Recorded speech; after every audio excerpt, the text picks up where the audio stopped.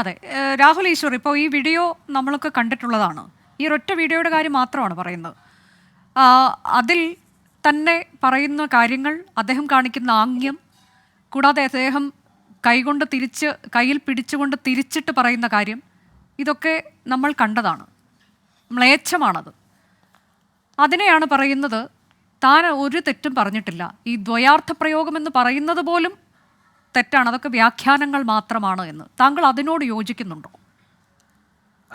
ശ്രീമതി മാളവിക ബിന്നി മാം പറഞ്ഞതുപോലെ ബോച്ചയുടെ കാര്യങ്ങൾ അല്ലെങ്കിൽ ദ്വയാർത്ഥ പ്രയോഗങ്ങൾ സോഷ്യൽ ഓഡിറ്റിന് വിധേയമാകും. ആ പ്രസ്താവന സ്വാഗതം ചെയ്യുന്നു. അതേപോലെ ഹണി റോസിന്റെ വസ്ത്രധാരണവും ഇനിയും സോഷ്യൽ ഓഡിറ്റിന് വിധേയമാകും.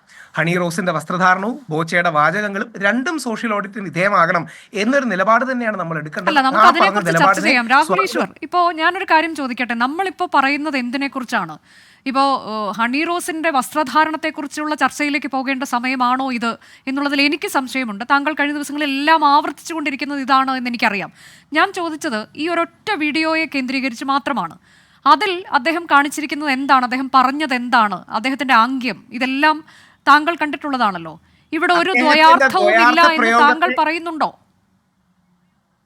ഇല്ല, അങ്ങനെയല്ല. അത് കോടതിയിൽ വരുമ്പോൾ രാമൻപിള്ള സാറ് ടെക്നിക്കൽ ആയിട്ടുള്ള ആർഗ്യുമെന്റ്സ് ആണ് പറയുന്നത്.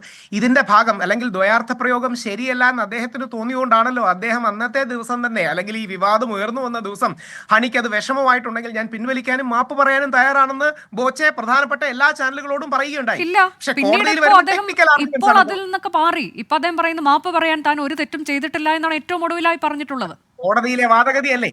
അത് ഇപ്പൊ രാമൻപിള്ള സാർ എടുക്കുന്ന ഡിഫൻസും ലീഗൽ സ്ട്രാറ്റജി അല്ലേ? ഇത് വേണമെങ്കിൽ നമുക്കിത് സത്യസന്ധത ഇല്ലാതെ സംസാരിക്കാം. എങ്ങനെയാണ്?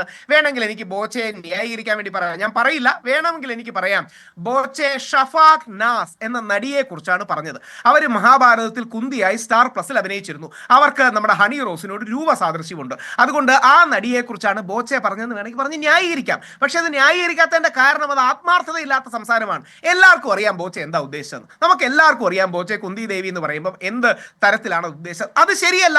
ആദ്യ ദിവസം തന്നെ വിമർശിച്ചൊരു വ്യക്തിയാണ് ഞാൻ. ആ ബോച്ചെ പറഞ്ഞത് ശരിയല്ല, അത് പിൻവലിക്കണം, ഹണി റോസിനോട് മാപ്പ് പറയണം, ഹണി റോസ് ആ മാപ്പ് സ്വീകരിക്കണം. ഇതായിരുന്നു നിലപാട്. കോടതിയിൽ വരുമ്പോൾ ടെക്നിക്കൽ ഡിഫൻസ് എടുക്കും, ഇവർക്കൊരു ലീഗൽ സ്ട്രാറ്റജി വരും. പക്ഷെ ഇവിടെ നമ്മൾ ശ്രദ്ധിക്കേണ്ട കാര്യം, ഇത് രണ്ടും ഒരേ നാണയത്തിന്റെ രണ്ട് വശങ്ങളാണ്. ബോച്ചയുടെ സംസാരവും ഹണി റോസിന്റെ വസ്ത്രധാരണവും ഒരു നാണയത്തിന്റെ രണ്ട് വശങ്ങളാണ്. ബോച്ചയുടെ വാചകങ്ങൾക്ക് മാന്യത വേണമെന്ന് പറയുന്നത് പോലെ ഹണി റോസിന്റെ വസ്ത്രധാരണത്തിന് മാന്യത വേണം. ബോച്ചയുടെ വാക്കുകൾക്ക് മിതത്വം വേണമെന്ന് പറയുന്നത് പോലെ ഹണി റോസിന്റെ വസ്ത്രധാരണത്തിന് മിതത്വം വേണം. പുരുഷന്റെ വാക്കിനും നോക്കിനും മിതത്വം വേണമെന്ന് പറയണമെങ്കിൽ സ്ത്രീയുടെ വസ്ത്രധാരണത്തിന് മിതത്വം വേണം. അതെങ്ങനെയാണ് ഇതെല്ലാം കൂടി താങ്കൾ കൂട്ടിയോജിപ്പിക്കുന്നത്? എങ്ങനെയാണ്? സ്ത്രീകളുടെ വസ്ത്രധാരണത്തിലാണോ പുരുഷന്റെ മിതത്വം നിൽക്കുന്നത്? രാഹുൽ ഈശ്വർ, എനിക്കത് മനസ്സിലാകുന്നില്ല. ആ വസ്ത്രധാരണം വൾഗർ ആകുകയാണോ ഓവർ എക്സ്പോസ് ആകുകയാണെങ്കിൽ അത് സമൂഹത്തിൽ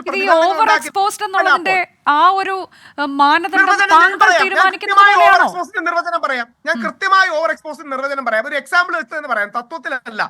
അമല പോൾ എന്ന പ്രഗത്ഭയായ അഭിനേത്രി, നമുക്കെല്ലാം ഇഷ്ടമുള്ള പാൻ സൗത്ത് ഇന്ത്യ നടിയാണ്.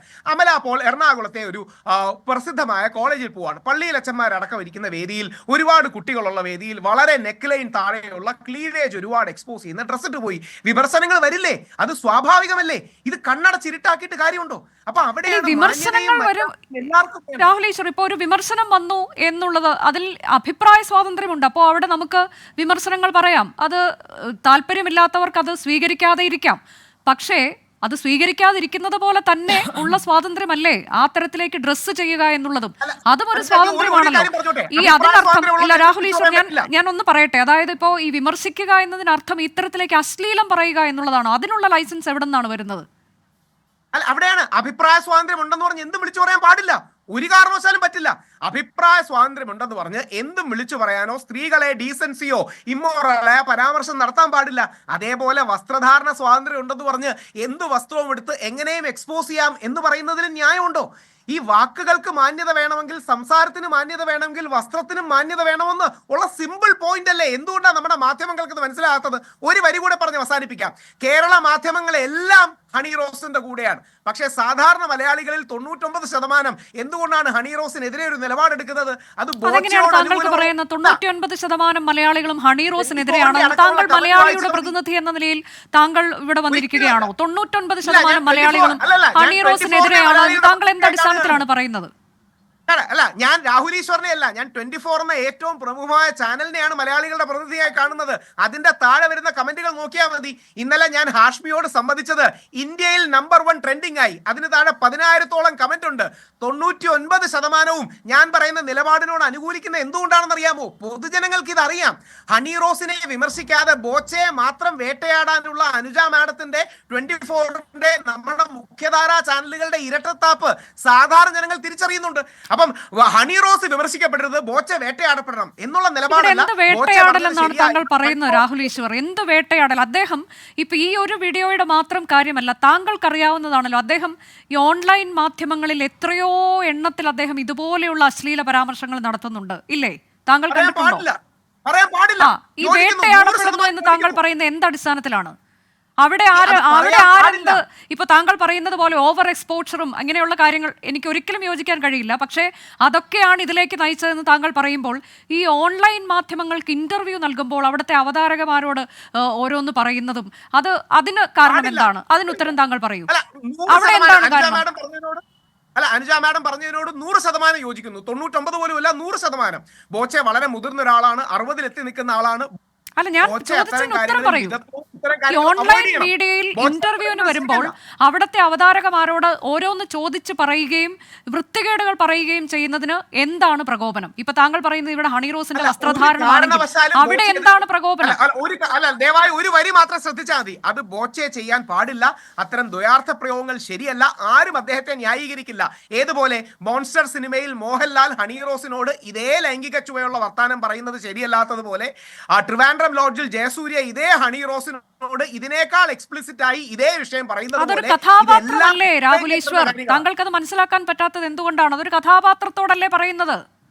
ആ കഥാപാത്രത്തിന്റെ പേരിൽ എന്നാൽ മമ്മൂട്ടി ആരും ആക്രമിക്കാതിരുന്നില്ലല്ലോ. മമ്മൂട്ടി കസബ സിനിമയിൽ ഒരു സംവിധായകനും തിരക്കഥാകൃത്തും എഴുതി കൊടുത്ത രംഗമല്ലേ പറഞ്ഞത്. പക്ഷേ നമ്മുടെ ഫെമിനിസ്റ്റുകളെല്ലാം മമ്മൂട്ടിയെ കടന്നാക്രമിച്ചില്ലേ?